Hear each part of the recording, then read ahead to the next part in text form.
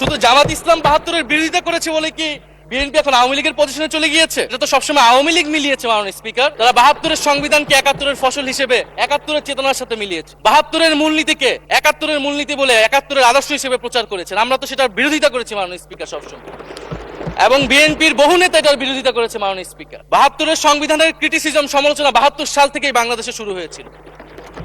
গত ১৬ বছর এই সমালোচনা তৈরি হয়েছিল। ৭২-এর সংবিধানের সমালোচনা মোটা দাগে তিনটি। প্রথমত, এই সংবিধান স্বাধীন বাংলাদেশের নির্বাচিত প্রতিনিধিরা প্রণয়ন করে নাই।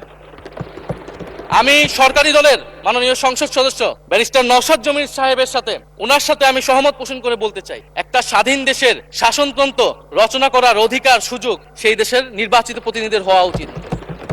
৭২-এর সংবিধান রচনা করেছিল যারা ৭০-এর নির্বাচনে আইয়ুব খানের এলএফ-এর অধীনে যারা নির্বাচিত হয়েছিল পাকিস্তানের শাসনতন্ত্র রচনা করার জন্য মাননীয় স্পিকার। দ্বিতীয়ত, এই ৭২-এর সংবিধান ইনহেরেন্টলি এটা একটা আনডেমোক্রেটিক কনস্টিটিউশন।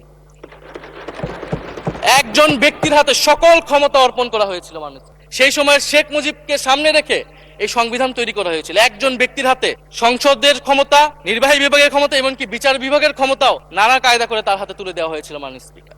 ফলে স্বৈরতন্ত্রের বীজ কিন্তু সেই ৭২-এর সংবিধান থেকে বাংলাদেশে শুরু হয়েছিল। এবং সবচেয়ে ইম্পর্টেন্ট, এই সংবিধান হচ্ছে মুজিববাদী আদর্শ দ্বারা রচিত হয়েছিল মাননীয় স্পিকার।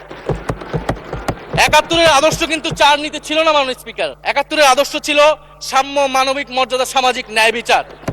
৭২-এর সংবিধান এসে বলা হলো জাতীয়তাবাদ, বাঙালি জাতীয়তাবাদ, ধর্মনিরপেক্ষত্ব, গণতন্ত্র এবং সমাজতন্ত্র, এবং এটার বিরুদ্ধে বিদ্রোহ করেছিলেন মেজর জিয়াউর রহমান।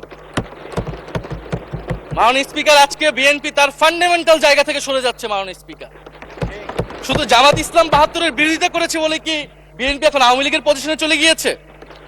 আমাদের জানা নেই মাননীয় স্পিকার। ৭২-এর সংবিধানের বিরোধিতা করেছেন বদরুদ্দিন উমর, ৭২-এর সংবিধানের বিরোধিতা করেছেন মাওলানা ভাসানী, ৭২-এর সংবিধানের বিরোধিতা করেছেন কমরেড মুজাফফর আহমেদ, ৭২-এর সংবিধানের বিরোধিতা শত শত মুক্তিযোদ্ধারা করেছেন মাননীয় স্পিকার। ফলে এই ৭২-এর সংবিধানকে বাতিল করার একটা সুযোগ আমাদের এসেছিল ১৯৭৫ সালের সিপাহী জনতার বিপ্লবের মধ্য দিয়ে।